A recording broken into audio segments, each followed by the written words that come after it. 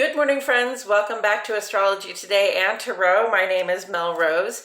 This is the Tarot portion and the second half of my daily astrology vlog, which you can check out on my other channel, Astrology Today with Mel Rose. Over there, you'll find a description of the day's astrology as I have spelled it out here.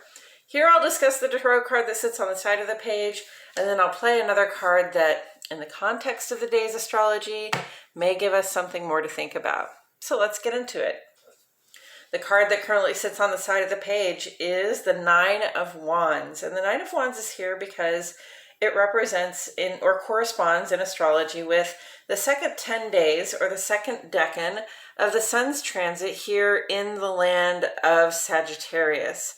Sagittarius is a fire sign, and wands and tarot are fire element symbolism. Fire element symbolism is about drive, motivation, spark, the sort of restlessness that comes up when we know there's something that we need to do, want to do, have to do. You know, it's sort of like the fire that comes when you know you're fighting for what's right, whether it's that you're fighting for what's right for you or just fighting for what's right in general. So, yes, it's about that. It's about the fight, and it's also about the achievements. And so we come to the Nine of Wands and we see a person who's made a number of achievements. And, you know, usually if you have one big goal to attain, then you have a bunch of smaller goals to attain, right? So this is a person who's been checking the boxes, taking the actions, making sure that they got their achievements in the right order, right? And you know, they come to the nine, and the nine is almost the end of the journey. So they might look a little tired. They look like they've been working hard. They maybe look a little bit defensive even as they look to the past and they go, dang, I've really done a lot today. I could use probably a break, but you know what? We're almost there. So it's really about this resilience, this dedication, this sort of determined quality that says, we're just going to go ahead and finish this game. Okay, we're going to go ahead and take the final steps that we need to take, do the last of the work that we need to do, engage that sense of stamina and that sense of, what do I want to say, endurance, and, you know, not take a break here. Don't be slowed down yet. We're just going to take a little breather and then keep moving on, right? So that's the Nine of Wands. And here's a card. Okay, we have the Seven of Pentacles. I think we've gotten these two together. I think we may have already gotten these two together. Seven of Pentacles, yes, this was, I think, the first day that we had Nine of Wands. Because Seven of Pentacles also speaks to, like, a certain amount of work that we have done and the understanding that we're not, you know, like, things are going well. We have done our best and things are developing nicely, but we have a little bit more work to do, and we also have a little more waiting to do. We have to be a little patient, like, trust the process, right?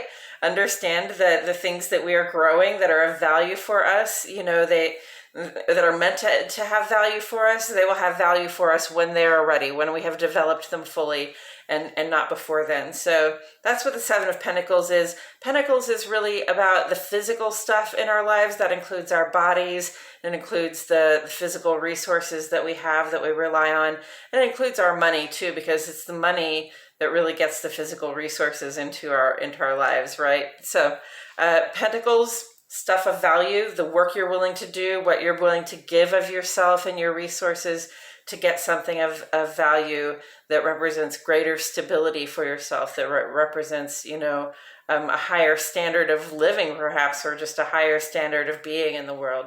So here we are sort of in a slight holding pattern. We have a little bit more work to do. We also just have to wait for these things to develop into something that will have value for us.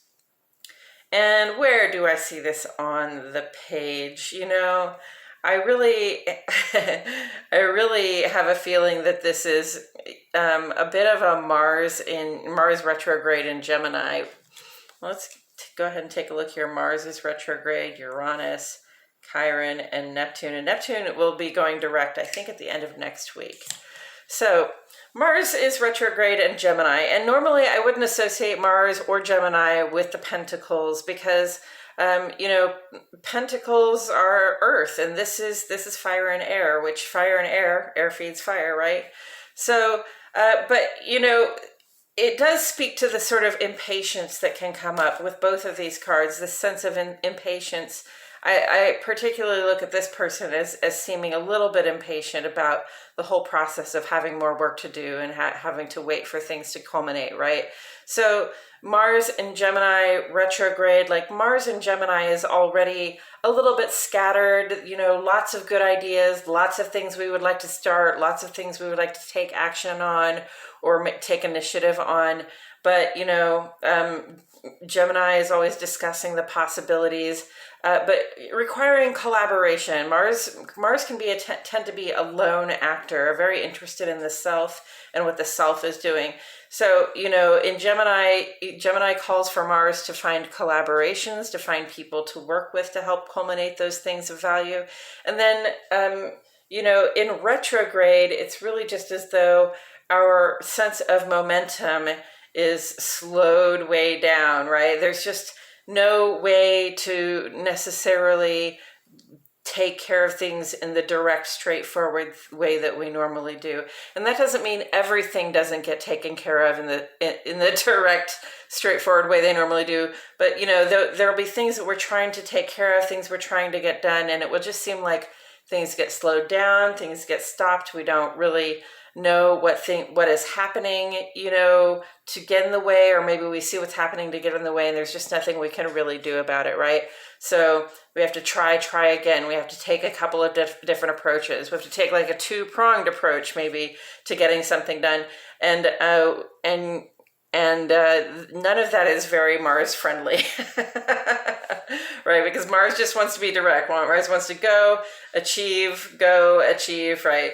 So this is the holding pattern. It's a little wait and see. It's a little bit like, yeah, we're getting close, but definitely we have to let things develop. And Mars is here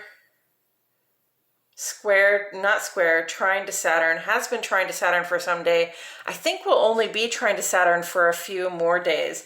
Now, Saturn is that earth element, this Seven of Pentacles here. Saturn is very much about the work you're willing to do, what you're willing to give to create something that is foundational, that is structural, that is safe and supportive, right? And Saturn has been hanging out in Aquarius, will be in Aquarius, I think, until March, or March or May, I can't remember now. So Saturn is in Aquarius, and it says, look, this stuff you're trying to build of value, these projects you're trying to complete, you know, Mars and Saturn together, very good worker vibes. It's not as though you can't get the work done, but the things that we're trying to build of value, they have to have value for more than just ourselves, okay? The structures we're trying to build for support.